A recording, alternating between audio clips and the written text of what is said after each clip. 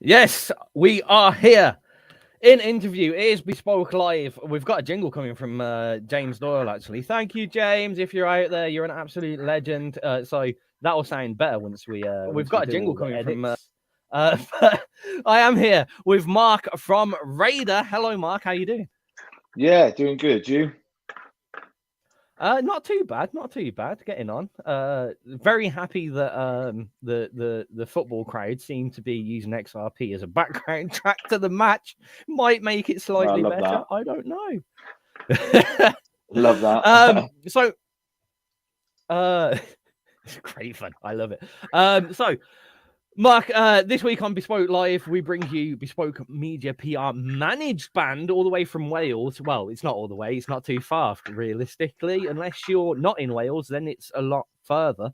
So, Marc, tell me, who are RAIDER? Oh, good question. So we're 80s style, because obviously we're not that old. 80s inspired, I'd say, hard rock band from South Wales.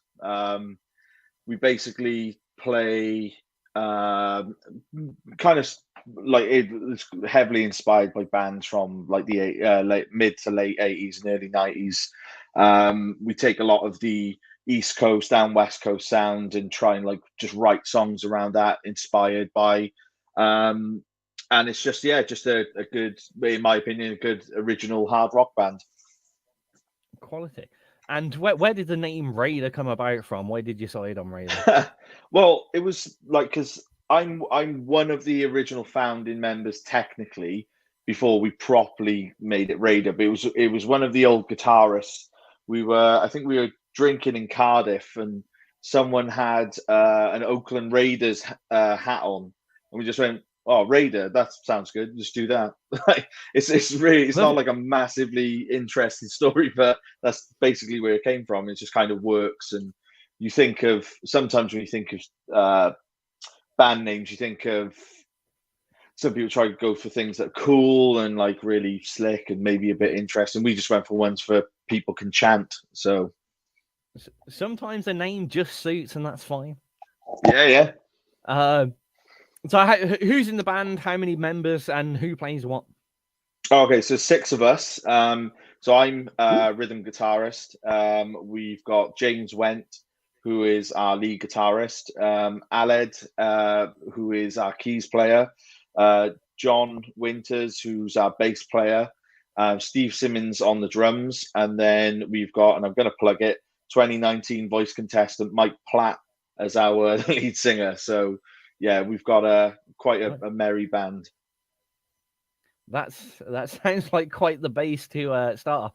And you started around 2020, which in life was an awkward time to start anything, let alone a band. How was it starting off, kind of mid to late pandemic, and how's it been since?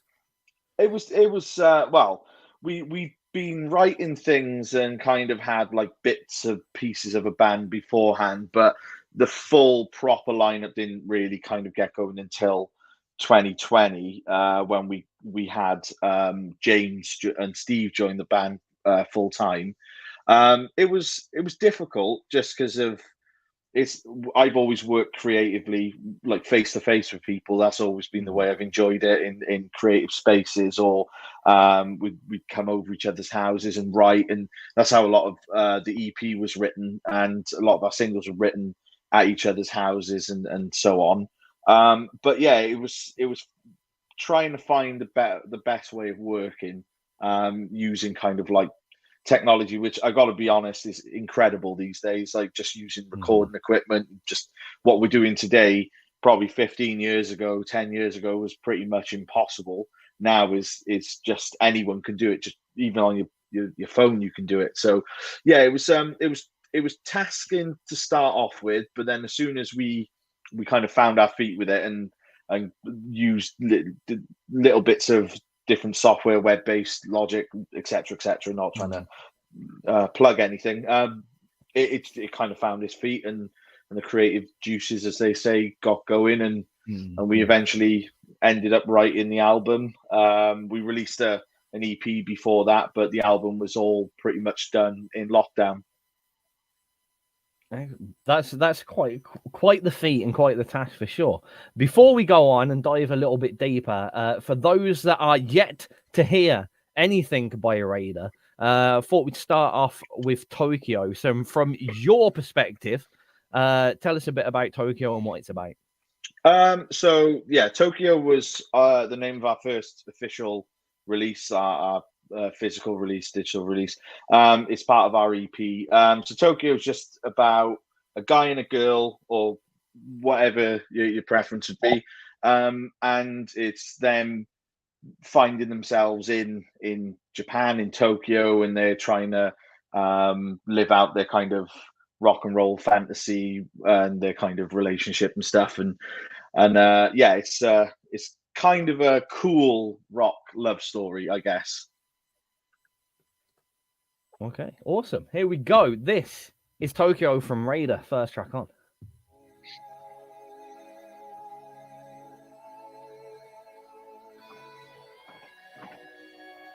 Sweet. So we're now free to talk. So when you were going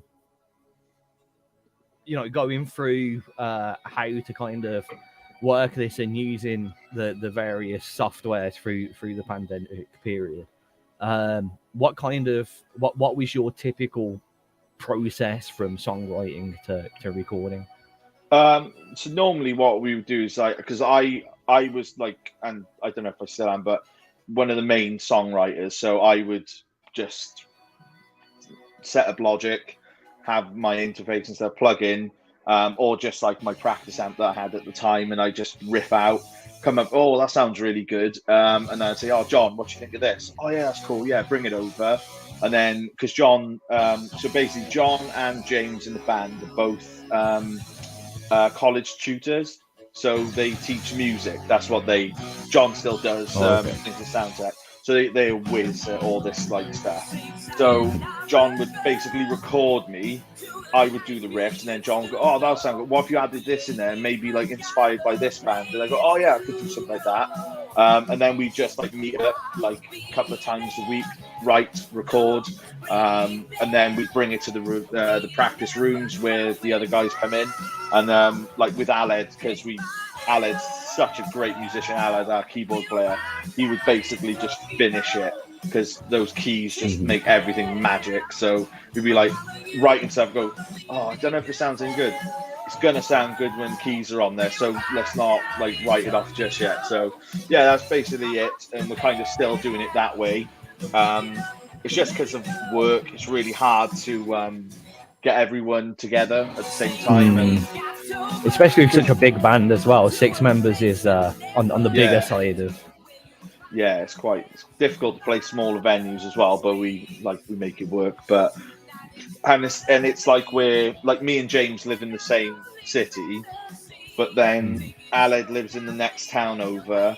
Mike lives the other side of South Wales, like near in West Wales. Steve is up in the valleys, and then John lives in Wolverhampton. So we're like kind of separated quite a lot, and they work things with kids and families and stuff involved. So yeah, we try and make it work digitally still. But yeah, we try and get regular rehearsals and stuff, because we just find it, one, it's fun to hang out with your mates, and 2, it's just creatively easier to write songs. So yeah, it's like just what I think loads of musicians are doing now, just a case of getting a good bit of recording software and just going for it. And then yeah, but like Tokyo, like all my guitars were done for Tokyo and Runaway. They're all done in a studio in South Wales, because I just prefer the sound of an amp and mic. But this next album that we're currently writing is all going to be done at home, mainly because we're in a cost of living crisis and it's really expensive to record. So yeah, it's going to be interesting. So yeah, looking forward to it.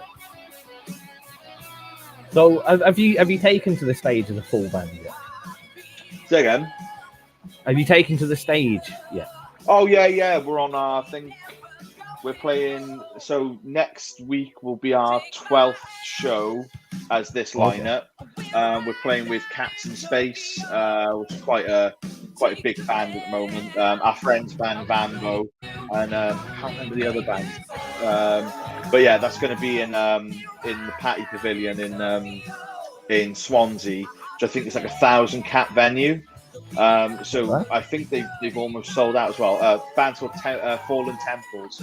So yeah, it's like that's our last show is probably going to be our biggest. Last show of the year, I should say, not last show ever. So yeah, so the last gig we played was the Robin in Bilston with this 80s band called Tigers of Pantang. And we're all like fans of that type of music, so it was like nuts that we got to support them. And then next year we've got through Bespoke, we've managed to get a lot of stuff. So let's hold there because we've got to go into the next segment. That was Tokyo from RAIDER here on XRP Radio, and we're still here with Marc from RAIDER. We haven't managed to scare him off quite yet. I'm just going to distract myself with a question. Well, a series of questions from our chat. It seems like someone's trying to figure out if they somehow know you or have a link to you. Right. Donkey, who is I mean, it is Anthony Price, but a group of musicians, typically in the South Wales area, is asking where exactly in South Wales sounds like Cardiff Canton. Here's an odd question to ask, but does he know my friend Dean Thomas, aka Dick Dastardly from Cardiff? Because you sound exactly like my friend Dean.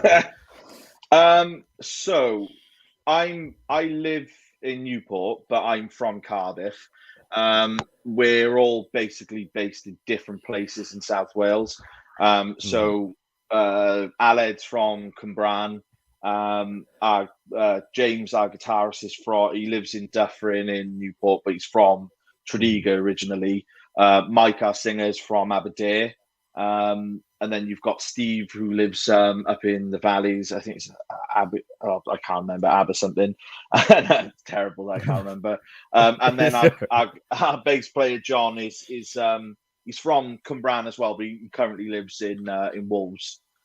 So yeah, we're all from South Wales, but we don't all live close. Not all of us, anyway. What I mean. Do you think the band may have been pushed into the ability to do things kind of via the pandemic and stuff to make you kind of take a look at these softwares and online portals and stuff to do stuff? Because it sounds like it, without considering that naturally, it might have been a bit awkward for you to have kind of pushed stuff together. Oh yeah, it's all necessity. If you want it to work, you find ways and means around doing stuff. We're lucky because John and James are both college lecturers, and James used to be a college lecturer, and he's a sound tech as well. So their knowledge of Logic and how to use this software is amazing. So we had a bit of an edge there, but yeah, it's one of those things where it was either we worked remotely with all the digital and the Logic and so on, or we kind of waited, which is probably going to mean that you just give up and the band would split. So we weren't prepared to do that. We'd already put quite a lot of effort into writing our songs. We're quite proud of what we've done, so we just wanted to push it as hard as we could. So yeah, it kind of realigns your way of thinking when it comes to writing and recording, and if you've got the drive and you really like it, and you've got confidence in what you're doing, then yeah, you just kind of get on with it. Okay. Now, mentioned in the break, and for those that missed some of the stuff and wanting to listen to the tracks, don't forget you can catch up the Green Room interviews on our social networks: Facebook, Twitter, Instagram, Twitch, all of the lark, at XRP Radio and all of those. But you did mention you'd done 12 gigs at this lineup. Out of those gigs you've played so far, what's the best venue that you've played? So next week will be our 12th gig. That'll be in the Patty Pavilion with Cats in Space and Vambo, which is I can't wait to play that one. But I don't know. We've played loads of places. Like a lot of the places we played up in Midlands. So a place like the Robin, a great venue, big stage. That was one of the funnest ones. The Gifford in Wolves is always a fun one to play. When we played Gift Fest. Yeah, it's I'm trying to think of the other ones we played. We played the Gifford Arms, you mean? Yeah. Yeah, I've seen loads of bands there. Great venue. Yeah, it's great. And Brett, the guy, the promoter who deals with it, he's just like awesome, like putting us on up there. But yeah, we've I think my favorite one to play has been the Robin, just because the size of the stage. You can do what you need to do, run around and have as much fun as you want. But I love playing anywhere as long as we can get on stage and do what we got to do. Then great. But because there's 6 of us, it's usually quite cramped. There is the diplomatic answer. Yeah, that's it. Yeah, they're all great. Okay. It's got to be asked. You've got to have a few funny moments from the gigs that you've played. Give us a top moment. So we did a gig in HMV in Cardiff. We did an all acoustic show. Oh, right. Which was great. Amazing to be able to play there. But because it was before they refit, they didn't have a stage, so we were basically on the shop floor. And right next to where we were playing was the lift. So as we're playing, there's just people walking through as we're playing. Like, oh, all right, yeah. Are you buying that? Yeah, it's a wonderful life. Yeah, it is. Yeah, enjoy. So it was just like that type of thing constantly, and then obviously just cracking up every time someone would walk past or whatnot. So that was a good one. It's always fun. There's always funny moments. Like we played a festival in Built Wells. It's a all beer. Was it beer and bikes festival? A Noble beer. I totally forget. Sorry. Great, but they're not the type of audience that instantly latch on because they love like they're hard, like they're metal and they're rock, like AC/DC and stuff, and we're a bit more melodic. So it's like fun to see like all these bikers just seeing us with long hair and like bright clothes and a little bit more kind of out there, and then suddenly them turning halfway through your set and they're just absolutely loving it and they're just singing along and getting involved. So I love stuff like that. Yeah, that's awesome. And if talking about gigging, you've got some great names already for your next gig. But if 2-part question, firstly, if you could support any band on the planet at your prime venue, any band, who would it be? Any band, Aerosmith.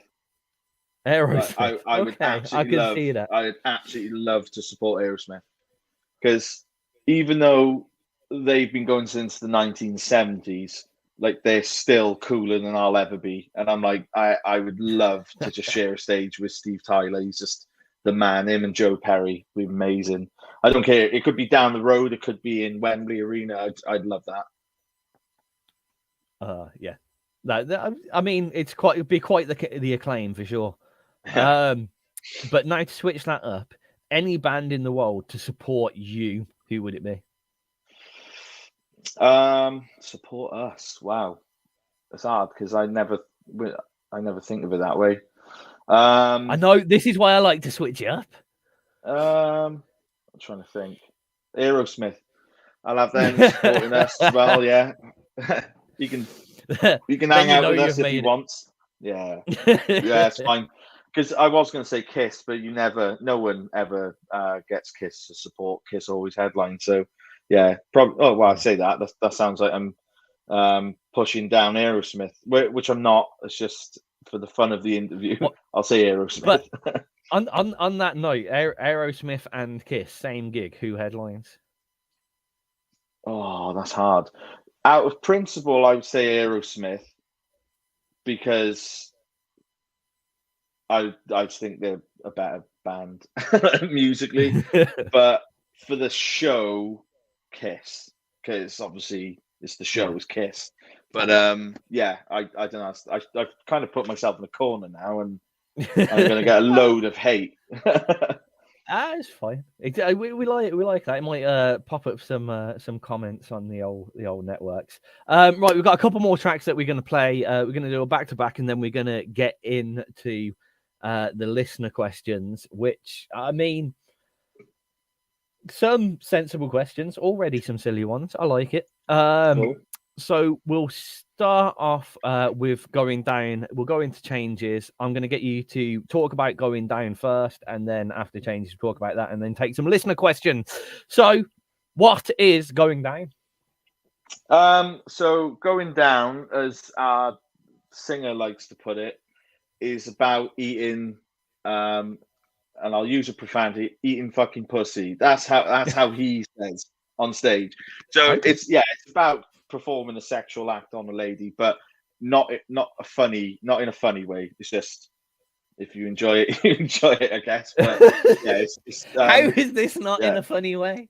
I mean, we're definitely serious that we enjoy it, and we will do it if necessary. So we're not just messing around. This serious. I'm just going to play the track. Yeah, have a listen. This is going down from RAIDER.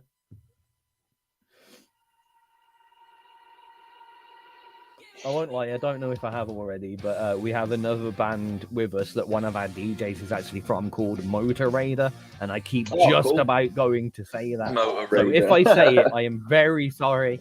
It's just because I'm man. used to saying it. Yeah, that's fine. No problem.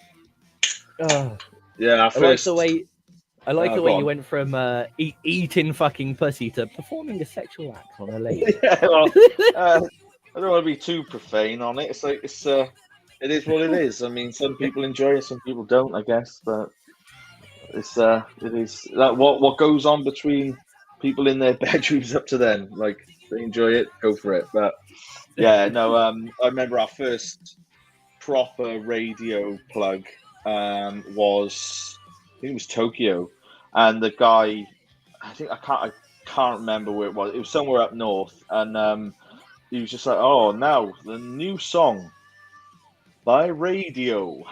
Oh, fuck's sake. Great, thanks. Yeah, I couldn't even get our bloody name right. We're like so excited. It's just like, the new song by Radio. It's like, no, you're on the radio. It's like, I think you're getting this confused.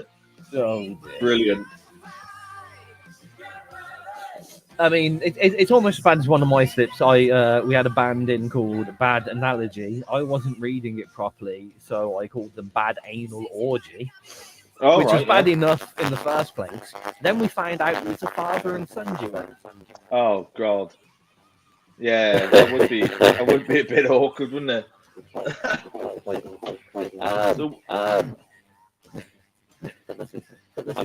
I've done worse, to be fair. So, that's a name mistake I've ever done. That's fair. The mistakes happen.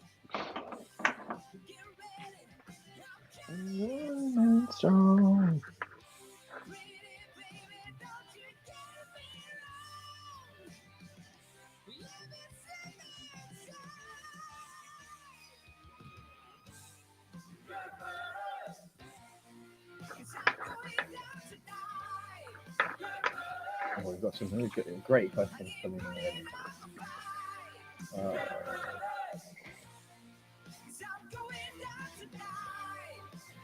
So when it comes to the lyrics in your tracks, is it mostly your vocalist that writes everything, or have you ever done kind of community writing?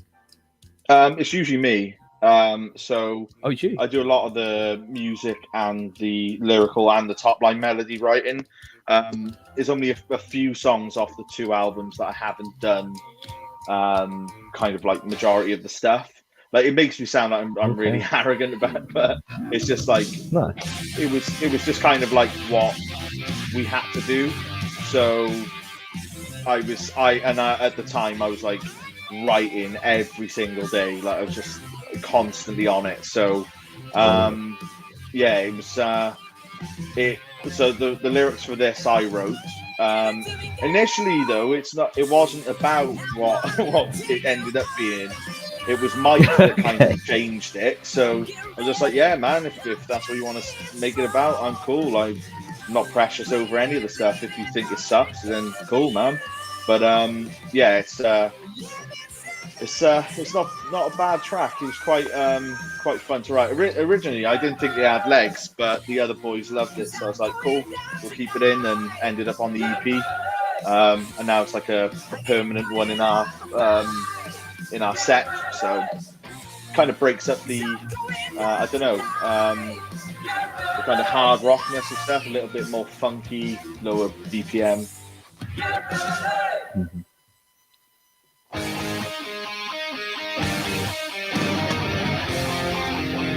Sorry, I'm reading through some of these questions as I'm. Dear. This will be a fun section for sure. But yeah, it's cool. I mean, I've worked with a lot of artists. It's what I find quite nice actually is we have a lot of bands that are like the Marc something band. Sorry, I don't know your second name. But Campbell. Their band's Marc Campbell. So they're named after the singer, well, the main writer, and that. So Yeah. It's nice to see that. Obviously, you've gone through a period of writing which was natural to you, but it seems like it isn't the Marc Campbell band. It is. Oh yeah. I'm not precious about any of it. I write stuff like we're writing the second album now, and I've written a couple of songs the other day, and they might end up on the cutting room floor, or they might end up on the album, might end up on a B-side. It's just what everyone else is feeling, and we're all pretty clued up musically, so I trust a lot of their kind of input and stuff. I've got a very particular style of hard rock that I like. I like the mid to late 80s, early 90s stuff. And like when we first started, some of the guys when John asked me to join, I was like, oh yeah, cool, I'll give it a go. And it was more like Judas Priest. I was like, this isn't hard rock glam. This is hit. This is metal. This is like heavy metal, which is cool. Like, I love heavy metal, but that's not what I wanted to do. So I came in, I wrote Boys Will Be Boys, and then they were just like, oh man, this is great. And then the lineup changed a few times. Then we ended up settling on the current one, and ended up writing an EP and an album. So, and we've got an acoustic EP coming out as well too. So that'll be fun. I was gonna mention, because you said it was. I was gonna ask, was it for love of the 80s or a technical choice? Because there is a massive resurgence in kind of 80s music, specifically kind of the hair metal, the glam rock, and on the other side, kind of synthwave, dark wave, liquid wave, kind of old school sounds. Did any of that kind of influence the fact that you decided to do this now rather than before, or was it just a lucky kind of coincidence? It was finding people who enjoyed it as well. So I first got into hard rock glam music when I was like 10 or 8 or 10. So I was brought up with 80s thrash. That was my uncle got me into 80s thrash. I loved it, like the Megadeth, Anthrax, Whiplash, all those type of bands. And then I remember watching a film called The Golden Child with Eddie Murphy. There's a scene in there where he breaks into a biker's house and they start fighting, and Rap Body Talk is playing. And I heard that as like a 10-year-old boy, like, what is that? That's incredible. And then watching films like Point Break, and then you'd have like all the soundtracks on these like old cool films. Like one of my favorite films is a film with Brendan Fraser. Was it Brendan Fraser? It's Adam Sandler and Steve Buscemi, called Airheads. And it's about like 3 guys who break into a radio station to have their tape played because no one will listen to it. And it's absolutely amazing. Got Chris Farley and stuff. And like stuff like that. I'm just like, oh, the soundtrack's amazing. It's got Lemmy, got like David Lee Roth on it. Incredible. I'll hold you there for a second. Changes, Raider here on XRP Radio. You heard before that going down, and we're still here from Mark. And now's the bit he's either excited for or dreading, because we have the listener questions. Cool. I'm going to do this in some vague order. Wait. Is it? Okay, this is an interesting one. It seems like you've got a gig offer. Do you want a gig on Jack's Aberdare, or have you played there already? We've played Jack's quite a lot. It's a great venue. Even our video, High Speed Woman, we filmed it in Jack's. So if you haven't checked it out, go over to our YouTube page, check out High Speed Woman, which is on our current album. So Jack's is great. It's great. Always a wicked time at Jack's. We have played there a few times, supported a few good bands. I think the last show we played there, we supported a band called Vega. No, before that, our last gig was with a Ghost tribute band. So a band called Ghosted. Okay. If you've never heard them, they're great. But yeah, it's like Jack's is a great venue and local to Mike as well. So hence why I think we played there so much. Next one, we got one on the production side from Lewis Tivy. This is for singers, rock singers. I think this is a kind of personal choice job. Do you prefer a dynamic or a condenser microphone? Depends if it's live or in the studio. So I tend to like a dynamic mic when I'm doing anything, just because I think you get a little bit more versatility out of it. But like I'm trying to think of the ones, like we use an array of mics on our album. So we use the SM7, I forget, it's the same one that Bon Jovi used in is it Living on a Prayer video? I forget what's called. I think it's a German company. Newman, I think it is the. Oh yeah, the U87. Yeah, incredible mic. Standard, yeah. So yeah, so it depends. Like I would always pick something like a Newman for recording in the studio, but just personal preference, really. Like whatever type of sound you're going for. I mean, I'd record on tape if I could, but trying to find tape is one thing, and trying to find someone who can cut it and edit it is another thing. So there we go. Yes, I mean, it's finding the place to do it in the first place is a hard job without them. And you get so many places now that do full reel to reel and then a direct bounce to a DAT, which confuses me. But that's another story.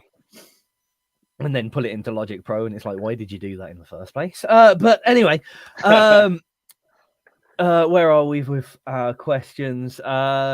This is completely out of the blue obscurity here. How many basketballs can you fit on a bus? As many as it takes. That is the correct answer, if I've ever heard one.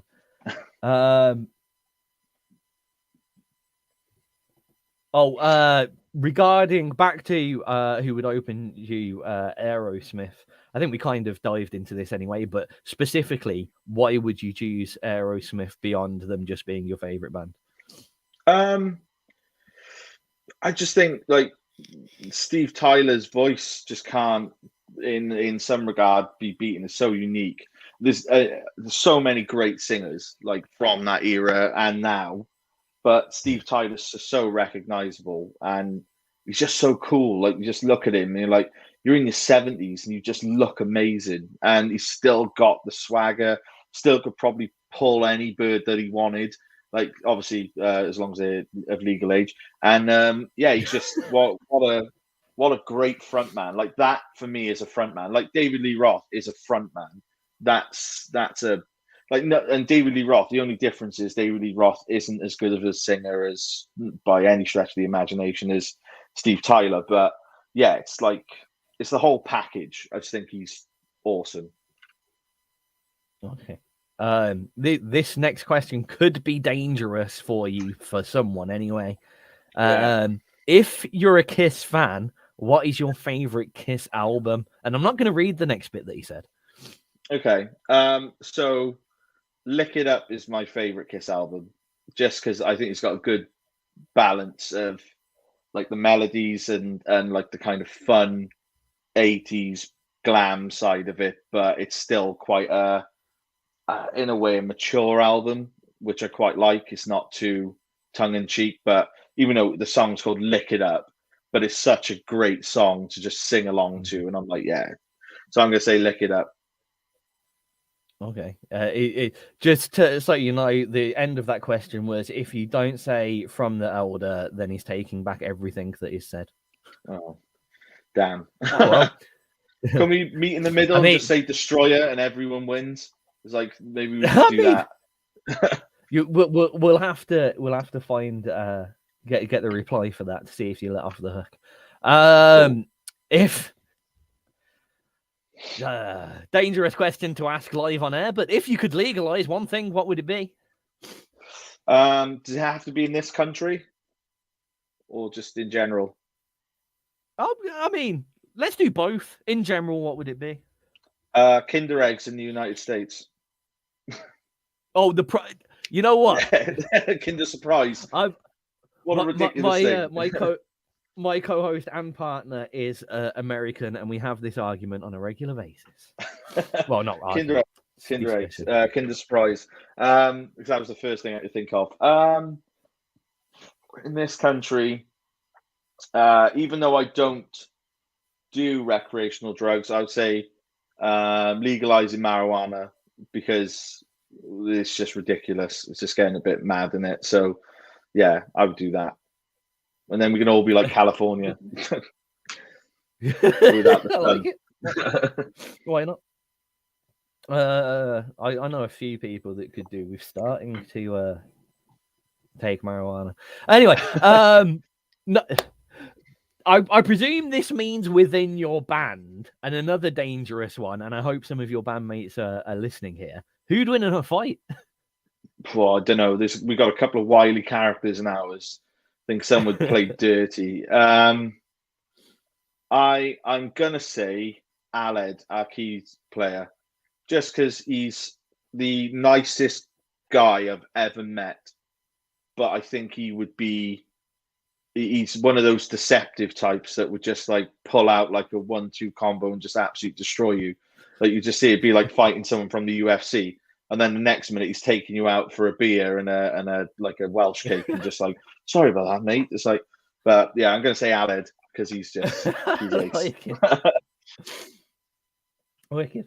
Another slightly obscure one, and I suppose it depends whether you watch it. But what two wrestlers from the past would you want to see as a blast from the past? So, what, in a fight or just like walking around? I mean, that you can determine. You can determine the parameters of that question. So let's see. Who would I want to see in a fight? I would love to see Jumping Jeff Farmer fighting Tony the Spider. And if anyone doesn't know any Smoky Mountain wrestling, then they probably won't get it. But yeah, I think like those guys would be amazing. Slightly lost on me, but it's okay. Now for some of the typical ones, some of my backup questions that I have here, and one of the ones that is important for all fans of your music to know. But if you were all stuck on a desert island, who's getting eaten first? I'm guessing not Aled because he'd beat you all up. Aled would be he'd be the tribal chief. He'd just take over. I don't know. That's a good one. I think Mike. He looks supple, and we would. And he's got a great singing voice. Oh no, actually, I want to keep Mike around so he could sing to us. I don't know. Maybe John. I think John maybe will get eaten first because he's a bass player. No offense. No offense. Oh. Well, you've upset the host of this show, so you can have a bad rest of your. Oh dear. Oh dear. Right then. And lastly, what the most obscure question? I kind of hinted it at you, and I thought I'd ask it you anyway. If you personally could wear anyone in the world, celebrity or otherwise, skin and pretend to be them, people would accept you as them. However, you have just skinned a celebrity and they are most likely going to die. Who's it going to be? Ooh. Right, so someone that I don't mind perishing, but I could get away with a lot of stuff. Oh, that is a unique way to. It's gone straight Yeah, for that. What can I yeah. get away with here? What can I get away with? Oh, that's hard. That is hard. I mean, if we're being political here and we're going for the person that's got away with the most in life, we could go straight for Boris Johnson or Matt Hancock. Oh, but would you want to be in that skin? That horrible, greasy, putrid, disgusting, fetid skin. I don't know if you can dry clean skin, but I mean, oh, that just needs to be burnt, doesn't it? Really, okay. Just never see the life of day. I'm trying to think who. So I want to go for someone handsome. Okay. Oh Christ. Cher. I'll just say Cher. Like Cher. Yeah, because she hasn't done someone handsome, and you went Cher. I need to pick someone handsome. You went Cher. Cher, like 80s Cher, it was incredible. Like musically, like the Heartstone album is one of my favorites. The films she did, incredible. She's a good-looking woman, and she's somehow got the gift of like eternal life. So I'm going to go for Cher. She'll probably recover. So yeah, she'd be all right. True. And she'd be all right. You wouldn't have a problem. You know that her skin is definitely not biodegradable, is what I'm saying. No, it's definitely made from a chemical plant, and she's got money, and she's like popular. So yeah, I'd say Cher is a win. Sweet, that was unexpected. Cher. Oh wow. We've had politicians, we've had rock stars, we've had just generally popular, TV celebrities. Cher, not expected. Sure. Right. After all of that excitement, and we'll probably have a few more questions from the chat box if you come up with them quick enough. So please do type them in, or type them in on social networks. We are checking them out everywhere. But we've got the next track from you guys up next, which is Give It All You Got. What are you giving it all you got to? Everything, life, the world? Yeah, so this song was just about like if you're going to do something, give it your all. Really, it's like life's too short, and it's kind of like a inspirational song to kind of get people in, and it's up tempo, it's fun, and it's catchy, and it's just about having a good time. Excellent. Here we go. Give it all you got. Motor Raider. No, I knew I was going to do it. Just Raider, not Motor Raider. Yeah. I said to him in the break that I was going to do that. Damn it. Right. It's Radio with Give It All. No. Radio. This is Raider. Give It All You Got. Jesus. Someone fire the host. I told you that, hoping that it would stop me from doing it. That's all good. I have to say, specifically throughout all these tracks, the lead guitar is absolutely wild. Yeah, we've been really lucky with our guitarist. Like, so the guy who recorded that is a guy called Alan. So he was with us for a while, but just like family things and so on, he had to drop out. But he's one of the heads of music in the Atrium College in Cardiff, which is like the biggest music kind of college. But James, our current one, is incredible. Just I don't know, probably one of the best guitarists I've ever seen in person. And he's a professional magician, so there we are. No, It's like, yeah, he's done stuff. He had his own show on, I think it was on BBC or Channel 4, really? and Okay. he was involved with Darren Brown doing his tour. I can't remember which one it was, but yeah, he's pretty good. I think he did some of the tech work as well for who was it? Like, I think it was Busted or McFly. I can't remember. I think he did some engineering on that sound or something. But yeah, no, he's you can find videos of him on YouTube doing magic, and he still does it now. Still gets paid quite a lot of money to do magic shows. So we're trying to incorporate it into our live show. To like pull out the card and like start doing some magic or something. I'm like, yeah, it'd be amazing. Like people love that. Yeah. I think especially as stage shows grow and you have the ability to get some higher end tech stuff on there. Oh yeah, like the mix. That'll be really yeah. good. We're looking for some cool stuff, and that's kind of like where our focus is at the moment. Is like better stage performance. So like as in stage kind of things like lasers and banners and things of that nature, but it's trying to figure out what, like, based on what we're like venues that we're playing, what's going to be suitable, I guess, and we have to like kind of make it more bespoke for every gig that we do. But it's good. It's one of those things. The age-old banner fight. I was just saying, you get the age-old banner fight. I hate seeing it so many times. We've settled with stage scrim, so like the two sides. Because it means if we're playing a smaller venue, you just need one. You can just put it behind the kit or something like that. If we're playing a bigger venue like the Patty Pavilion, we can put them on. Even though we're only playing, I think we've got a half-hour set. We'll just chuck it up there, and it just looks good when you have like people taking photos or videos. You know who's playing, so it's just something that we've kind of figured out. Oh, if we do that, it adds a lot more value into kind of the photographs or videos or whatever. Yeah. So it's definitely worth like.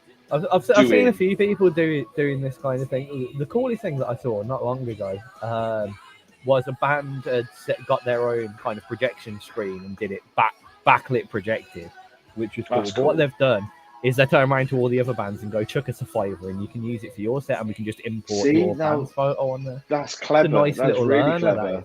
That is. That might be a shout, actually. Yeah. Oh, I take 10% commission. It's fine. Here we go. Give it all you got from RAIDER here on XRP Radio.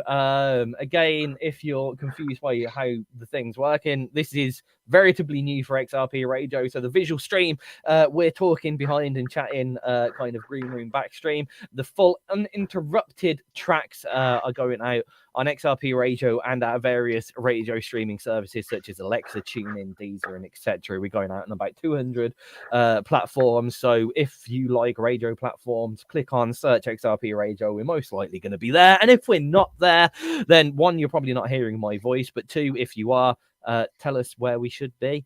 We've got Marc from RAIDER for a few more tracks. We've got 4 more tracks queued up.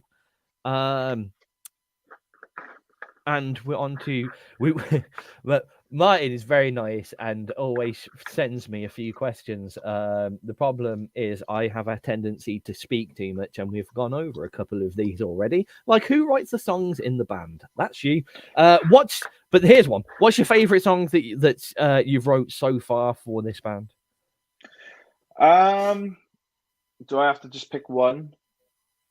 I mean, I've got 8 tracks from you, so what I am saying is you can't pick 8.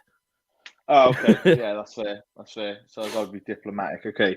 So Tokyo is probably my favorite, just because I think it's encapsulates everything that we were trying to portray and be as a band, kind of hitting you with the kind of nostalgia, but also showing you that it's not like a kind of it's not a nostalgia act. It's not a comedy act. We're not a covers band.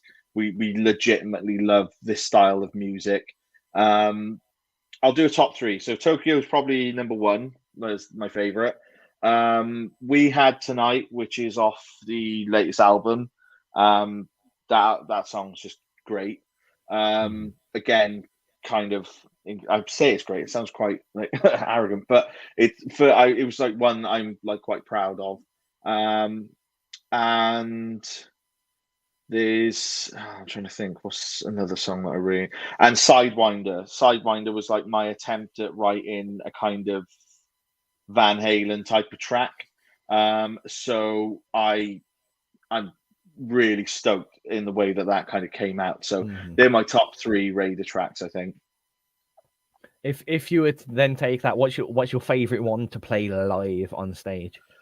Tokyo, I would say that's our opener track. Just really fun. Like, just the structure's great, sounds great. When you hear the keys come in and the intro is just sets you up for the whole show, and you're not knackered when you play it as well. So yeah, I'd say Tokyo's my favorite. Confused myself there. So you're saying that's what you typically open with? Tokyo is our opener track. Yeah. It's just we always think of, if you're going to open a like a gig, you want to kick everyone in the face, basically, not physically, musically. So yeah, I would say Tokyo is like the one that always gets me hyped, and as it's our opener, it's going to have to. So yeah. Okay. Just to complete distraction, nerd out with you for a minute, because just from the setting that you're in currently, it seems that your love of the 80s does transcend just music. And for those that are that aren't looking at the visual stream, the fact that this guy has a full Teenage Mutant Ninja Turtles arcade machine, a Darth Vader and Stormtrooper helmet behind him is just, and I don't know what other cool stuff he's got behind him, is a bit too is a bit too is a bit too awesome. I don't really know where I was going with a question there, but I noticed it, and I've seen the Teenage Mutant Ninja Turtles screen scrolling for me. And for all those nerds out there that are exactly like me and want to know your address and when you leave your door unlocked. So where are we? Moving on to next year. Yeah. What are your plans for 2023? So before 2023, we've just like to sum up the rest of the year. We've got our last show, which is next Friday, with a band called Cats in Space in Swansea. So that's going to be probably the biggest show we've ever played. Either by the end of this year or January, we'll be releasing an acoustic EP. I think it's hopefully it's going to be this month, but just depends on a few things. We've got gigs set up for next year. We're currently writing our second album, which we're going to hopefully have out by summer, maybe spring. Like, we just want to make sure it's better than the last one. We're playing a few festivals. Obviously, big shout out to Martin from Bespoke Media for setting us up. We're going to be playing Hard Rock Hell in Sheffield next year, which we're like absolutely stoked for. And we're just now at the moment trying to finalize more shows to get us up until next year, up until the end of next year. So yeah, we've got quite a lot coming out next year. We're going to hopefully drop a few more videos and maybe some other fun stuff. We have got some more things like merch drops and so on. So yeah, it's going to be a big one for us next year, and hopefully no restrictions. Like, we can just do it.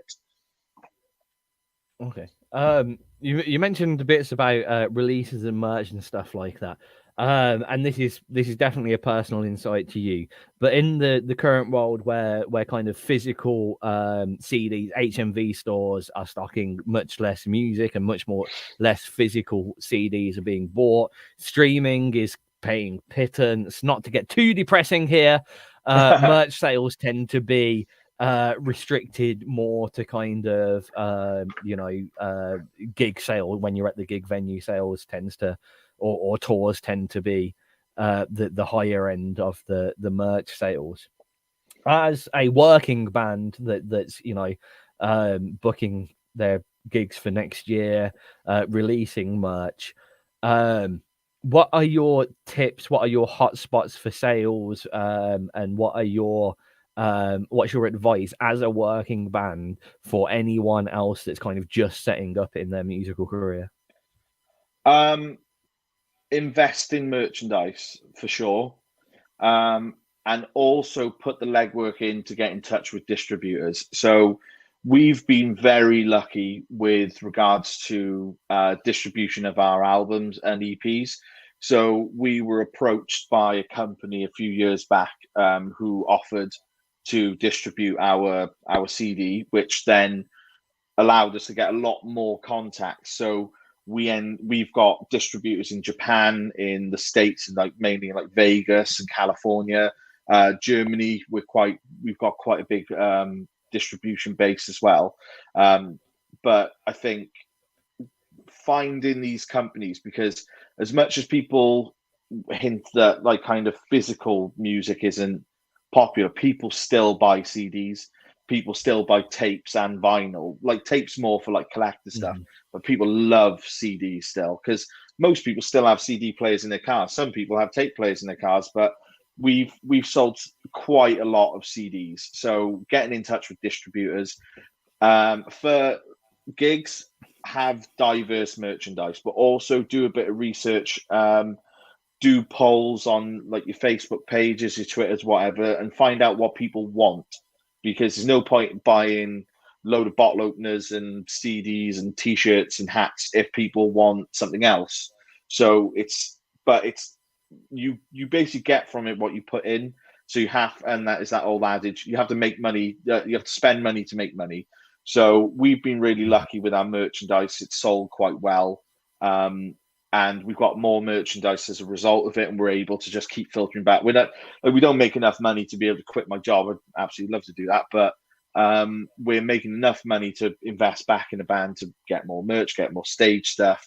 So yeah, it's just about putting a bit of legwork in just on that side. It is the more mundane side of it, but when it works, it's really, really fulfilling, and you'll kind of find you get in touch with one contact, they'll give you another contact and another, and you just keep building it up to the point where you've got regular contacts. So we're really popular in Osaka in Japan. So we've got a lot of distributors in Japan.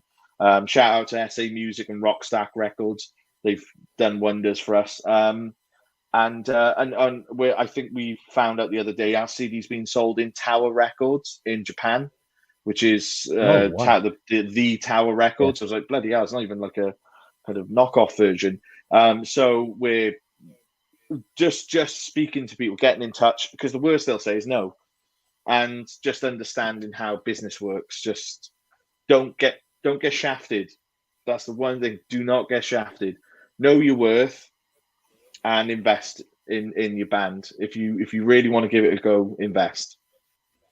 Yeah, and in addition to that, when you're signing contracts out there or making deals, don't just read it and think great. Like, go to there's loads of independent professionals, or even people in independent bands or unsigned bands that have done this. They've got advice for you. Just go and check up with me. Even that there's a lot of independent radio presenters that know the score. I know everyone on our team will give you good advice. And yeah, don't just sign a contract because you've had a contract put in front of you. Try and get someone with some legal knowledge or comparison.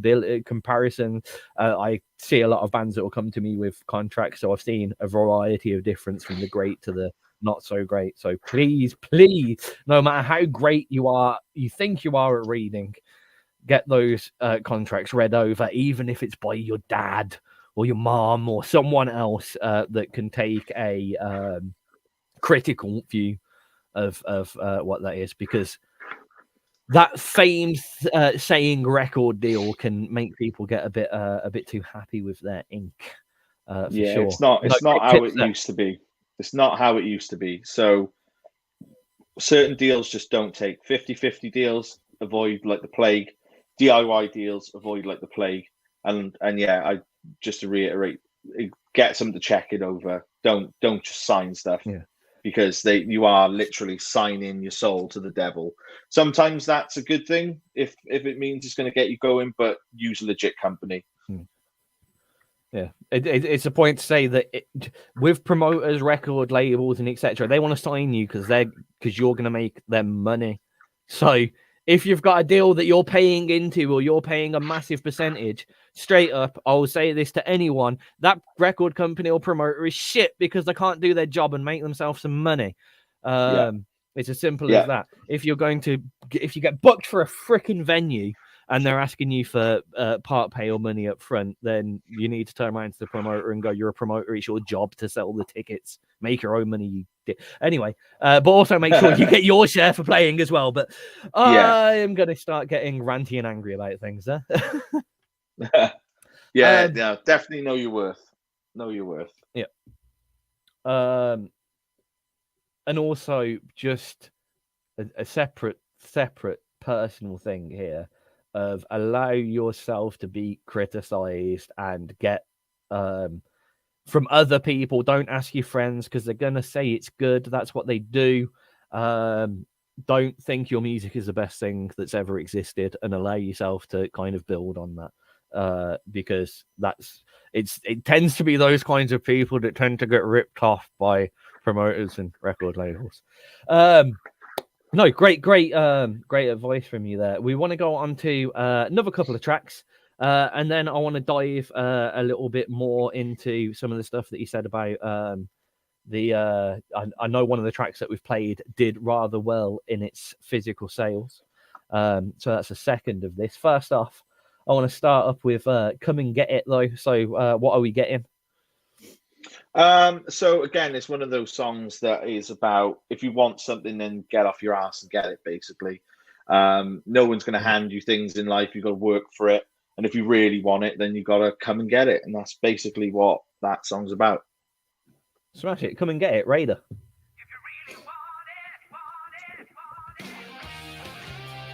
So yeah, as expected, we'll probably be done in the next half an hour. Yeah, it's cool, man. No worries.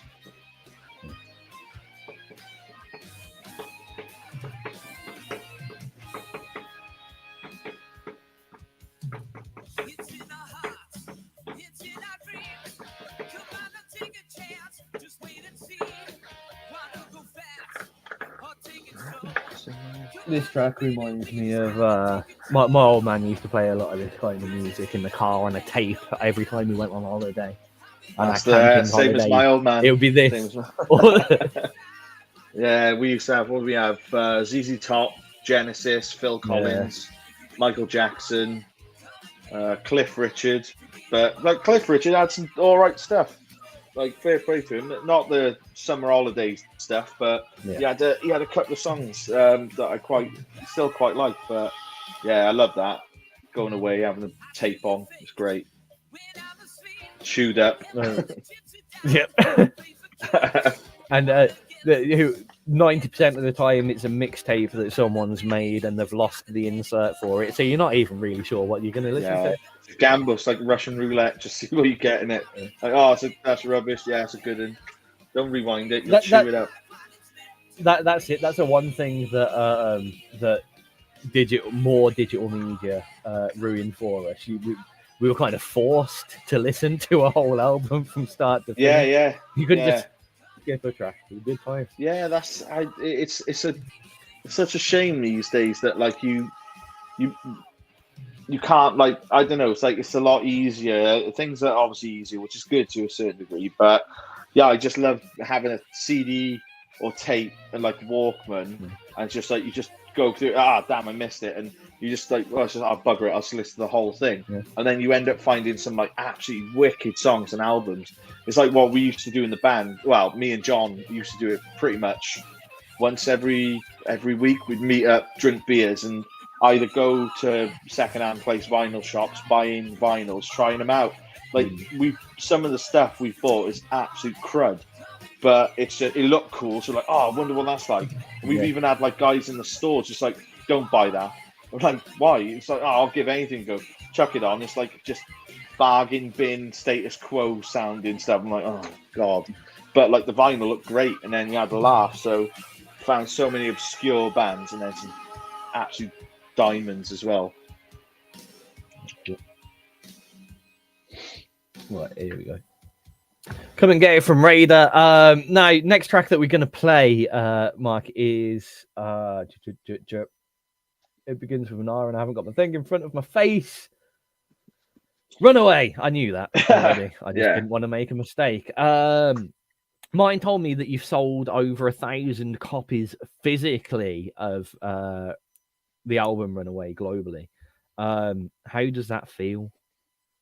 Yeah, amazing. Like I was saying earlier, with CD, I was under the same assumption as a lot of people that kind of physical music's dead, but it kind of turns its head on that one, and you're kind of like, oh, well, actually, no, there are people who still want it.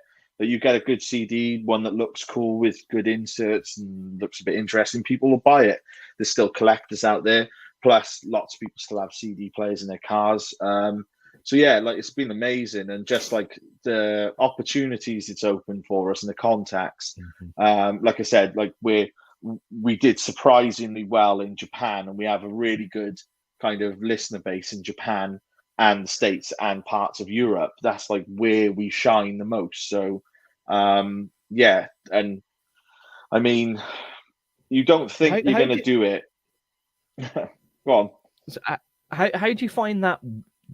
How did that happen? Do you feel that you got so popular in Japan? Were you working with a promoter over there? Did you just happen to get a few CDs in a store and it kind of grassrooted itself?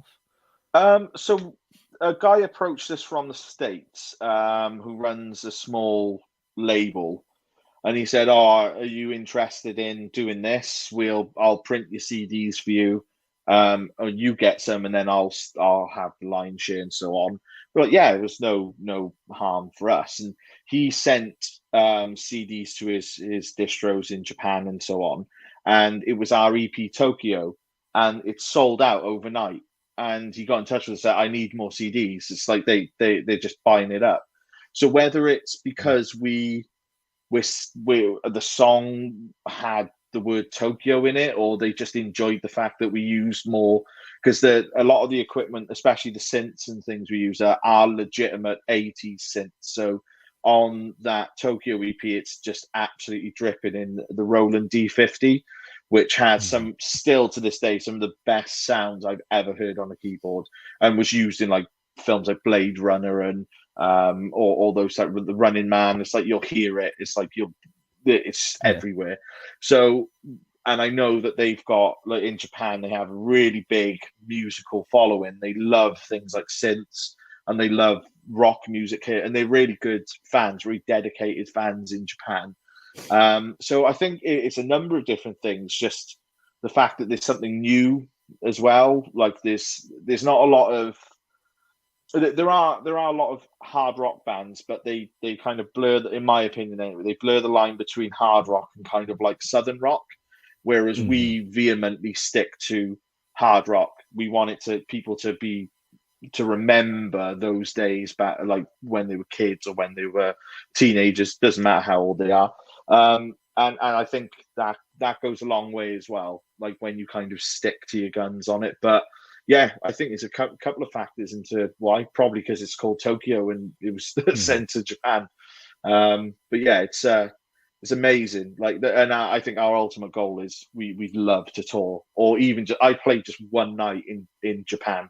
Don't care where it is. It could be in a shed somewhere. I couldn't care less. I just would love to do it. So yeah, that'd be great. Yeah, the Japanese music fans are renowned for being die-hard loyalist music fans as well. It's crazy how they get into a band and they really get into a band. Yeah, and that's where we've been quite lucky, and I think it's a lot of word of mouth, because the two distributors we use out there have just been really supportive as well. they even sent us photos of people coming in and buying the CDs and saying, awesome. "Oh, so we sold out and blah. We need like, can we get some?" I was like, "Yeah, great." And so we're gonna try and collab with them more now going forward, and hopefully we can head out there and do some shows and just have a good time with it and see if they actually do like us in person as well. I mean, I would be interested to hear how you get out there, especially with just dealing with everything from the language barrier perspective. You're probably gonna have to hire a translator out there and stuff. But I'd be well interested to hear how and see how all that goes for you. Whatever it takes, I'll get out there. Right, before we start to wind things up, let's hear that title track that we were on about. This is Runaway from RAIDER. We've got 2 more tracks for them and a little goodbye to finish up the show. So stay tuned, and then we're getting back into the new submissions tagged mix, and we're going to review some tunes. So stick with us. Right, just going to run to the restroom. 2 seconds. No worries.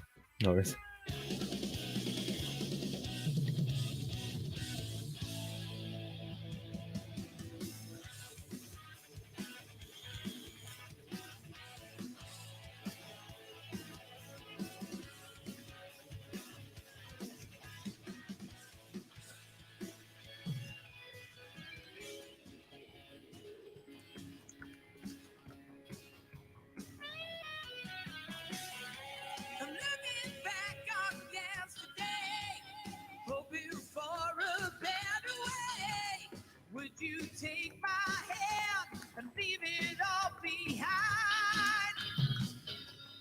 If the past is history, I'm holding on to the mystery. You are the only thing that's always on my mind.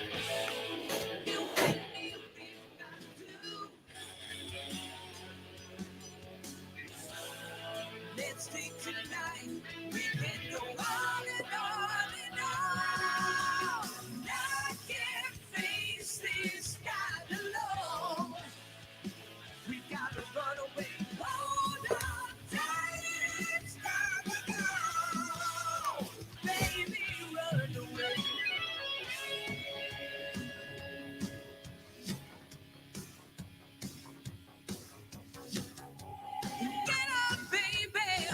So with all you guys, you're saying a lot of them are music professionals anyway, and you're all kind of clued up with music. When it comes to producing, mastering, etc., is it all done at home? Do you take it to the studio and do it yourselves, or have you worked with mastering and producing agents? So this album was some of the songs are partly done in the studio, partly done at home. But it was a lot of the songs were mixed and mastered by James in the band. So he came in and kind of like just threw a load of the leads and stuff on it because it was like the transitional thing. But the new acoustic EP we recorded it live in a place up in the valleys called Snake Mountain Studios. All live, and then James has mixed and mastered it at home, and then the new album is solely going to be done at home, and James is mixing and mastering it as well, just because he knows what he's doing. And like the thing with mixing and so on, specifically mastering, it's just like you could send it to 5 people and they would all come back with something like different because they all hear it differently. Like for us, as long as the volume's at the right level for like radio and like MP3 and so on, and it's done to a good quality, we're like quite happy to do it that way, because we were approached by, I forget his bloody name now, the guy who mastered a lot of stuff in the 80s. He's mastered stuff for like Guns N' Roses, Rat, bands like that. And he wanted to master one of our songs, but he wanted something crazy, like $2,500 for it. And I was just like, what, for one song? I'm like, and the only thing really you get in that space is a name.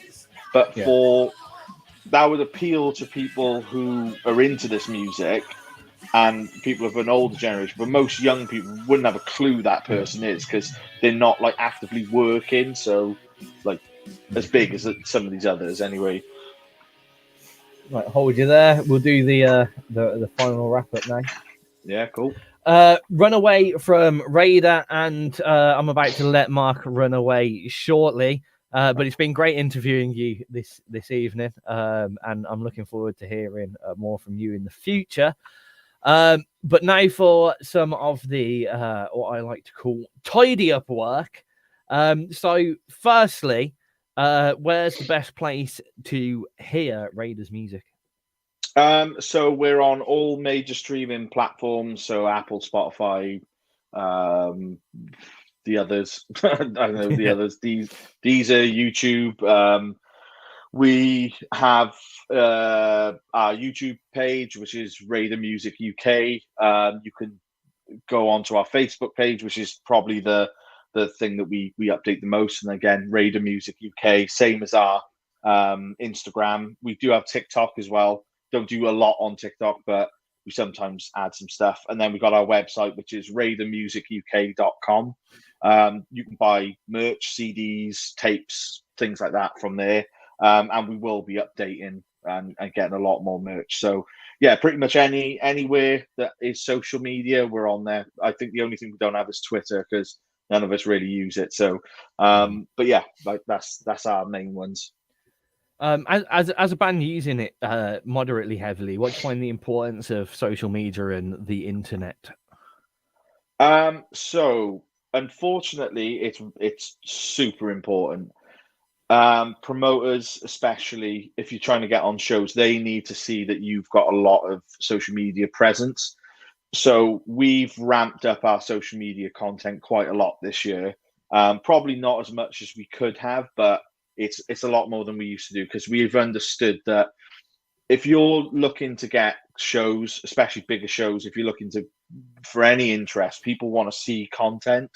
So even if it's just a rundown of your rig or like you just live show footage or just anything, if you constantly put footage out on your Facebook posts talking about your gigs, like I don't know, trying to get people involved, they'll see that and they're like, oh, they're quite active with their community, which means their community is also quite responsive.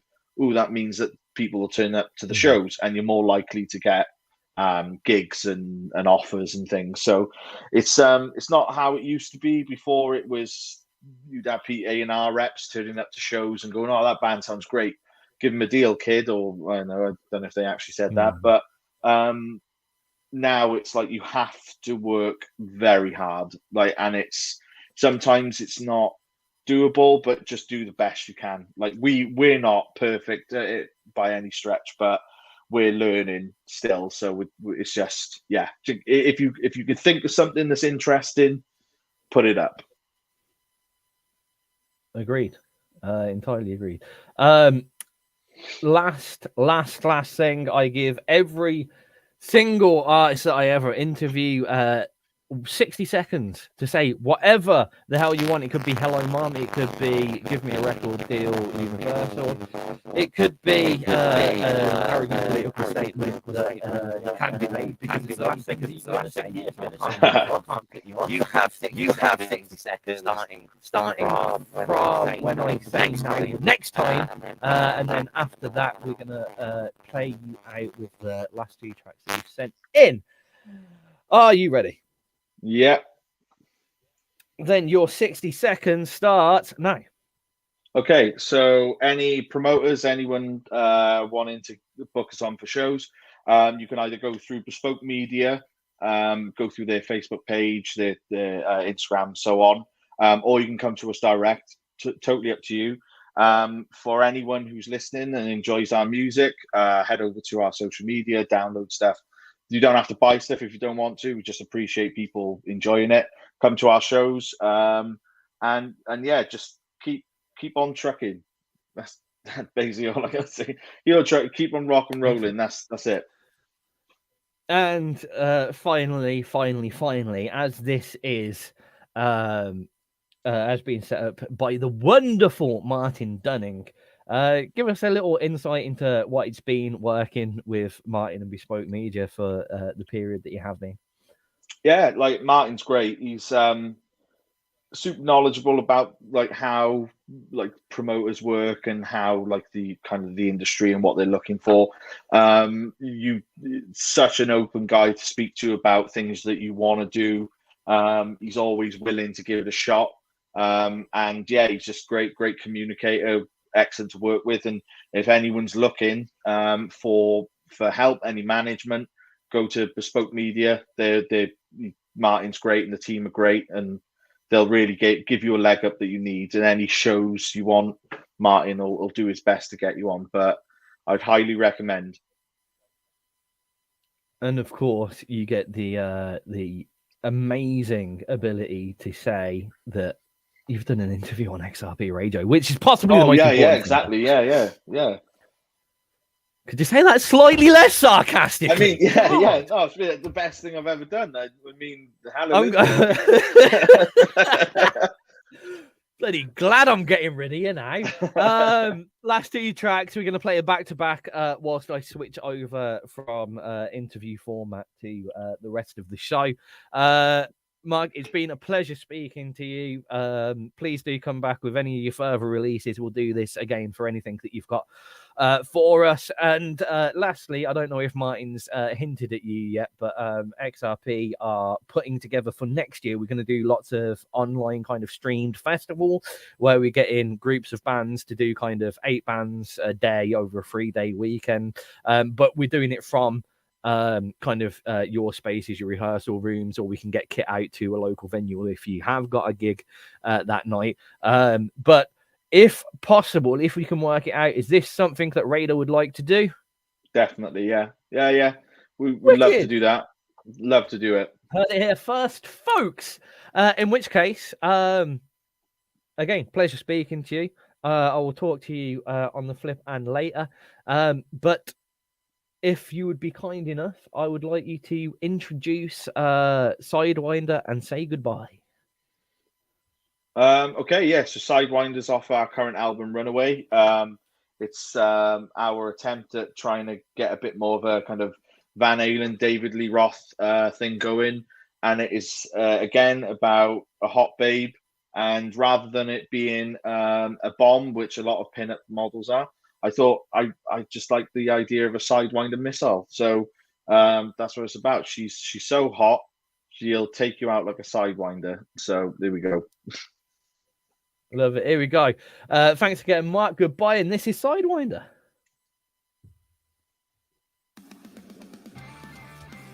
Sound. Again, not for radio, but those offers are all real and exist. So it works if you go through Martin, if you release anything new. But if you've got something and you want a quick coverage of it, come straight to me. We can just do kind of a 10-15 minute if you've got a new single release or something. Cram it into a show. After a first interview, we found it quite good to kind of stay in touch with bands in shorter interviews from them. Then maybe if you bring out another album, we do another big one. But seriously, say on a Saturday night, I always do this show. You've got 5 minutes spare and you think, oh, we're about to do this. Give me a message, jump on.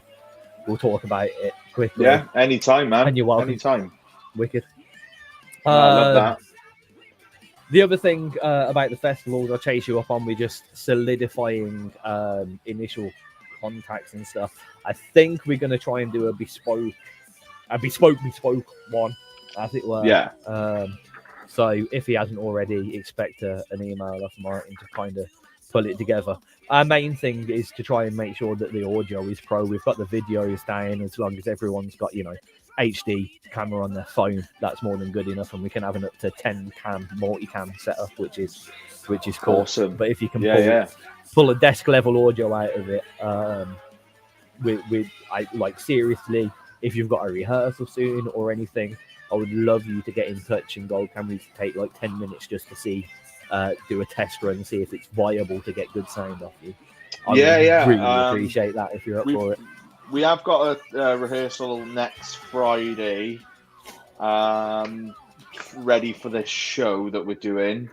What I don't time want is to that? interrupt. I don't want to interrupt your already in place rehearsals or something if you've got a show coming up. But if Yeah, you do have we, 10 minutes spare, I'd love to give it a go. Yeah, no, I'll definitely have a word with the guys. I'll drop you a message, and if they think it's Thank viable, God. we'll sort it out. Like Mike owns a whole PA system. The place that we rehearse all have digital PAs and stuff. So yeah, we should be able to sort something out. Excellent. That'll be great. However, for now, you are free to enjoy the rest of your evening. Awesome, man. No, I appreciate it. Thank you very much. Yeah, it's been great, man. Yeah. See you later. Have a good rest of your night. And you have a good night, man. Cheers, man. And that was RAIDER. Here, the last two tracks from RAIDER over on xrpradio.co.uk /right now. If you're watching on catch up, I'm afraid, well, that's not on. But come and listen to XRP Radio anyway. Probably something good on. There usually is. Peace.